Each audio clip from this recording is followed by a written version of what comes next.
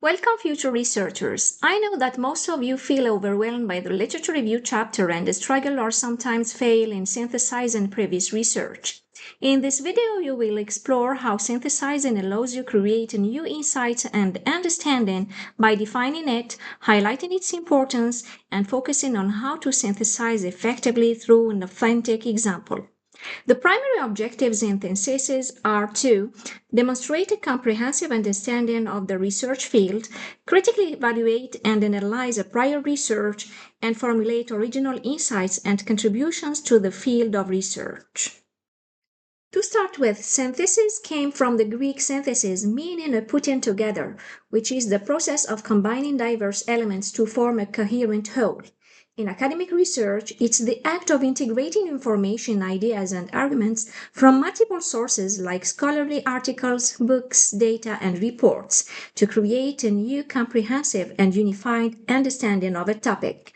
Synthesizing in research is about identifying connections, commonalities, differences, patterns, and emerging insights across various pieces of information.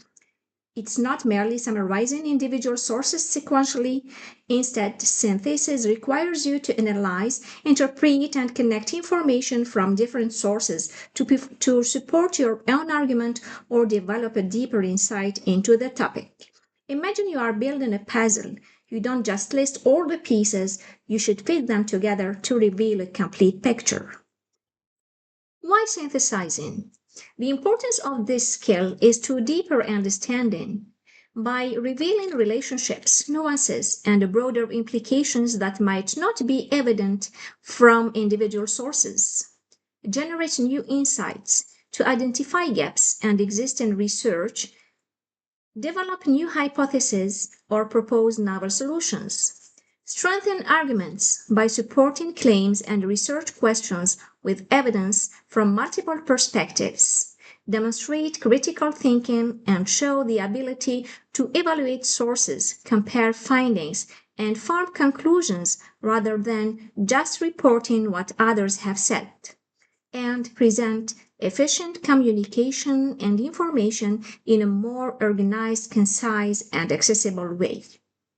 Therefore, if summarizing is like listing ingredients for a recipe, synthesis is like expertly baking a delicious new cake from those ingredients. When synthesizing, you don't just summarize and list the sources one after another. Instead, you need to compare these sources and look for agreements, conflicts, or gaps. Then group themes in which you organize findings into categories like causes, effects, solutions, and finally connect the dots and ask, what bigger picture do these pieces form? Let's illustrate this with an example. Imagine we are researching the impact of artificial intelligence on creativity. We have found 3 hypothetical studies.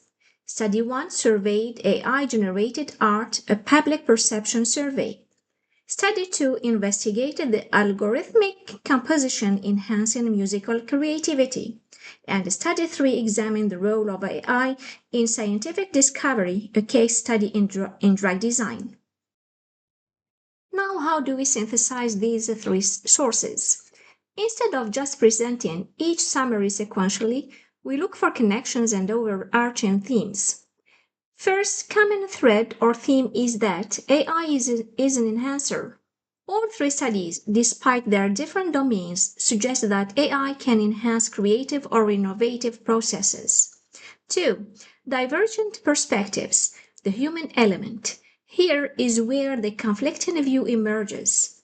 While Study 1 points to a perceived lack of a human emotion in AI art, this contrasts with Study 2, which found that AI is a beneficial tool for human creativity. Conversely, Study 3 doesn't directly address the human element in creativity but focuses on efficiency. Third, emergent questions and implications.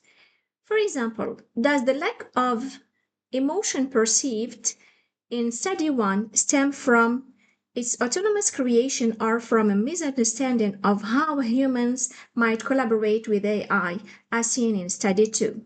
The efficiency gains in Study 3 raise questions about how this efficiency might translate into new forms of creative output or even change the definition of creativity itself.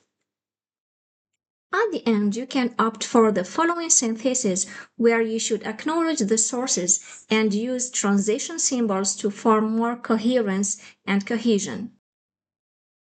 The following is an example of synthesis for these three sources. One study found that while the public perceives AI-generated art as interesting, it often lacks perceived human emotion. Yet, another study revealed that professional musicians, when using AI as a tool, experienced an increase in their creative output and overcame creative blocks. And in the scientific realm, AI has dramatically accelerated drug discovery, showing immense power for innovation.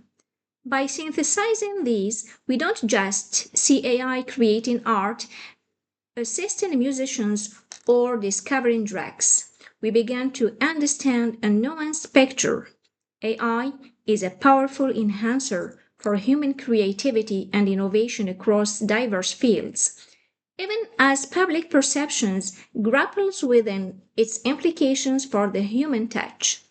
This integration of findings allows us to move beyond isolated observations and truly grasp the complex and evolving relationships between AI and our creative endeavors. By drawing together these research threads and bringing these studies together, we have illuminated and gained much clearer picture about the impact of AI on creativity. And by carefully crafting your conclusion, you can ensure your research synthesis leaves a lasting impression on your audience and encourages them to think more deeply about the topic. To delve deeper into the information presented, please refer to the sources cited below. It was a pleasure sharing this video with you. Thank you for tuning in. Don't hesitate to contact me, Dr. Khadidja Ogab, for any clarification or assistance.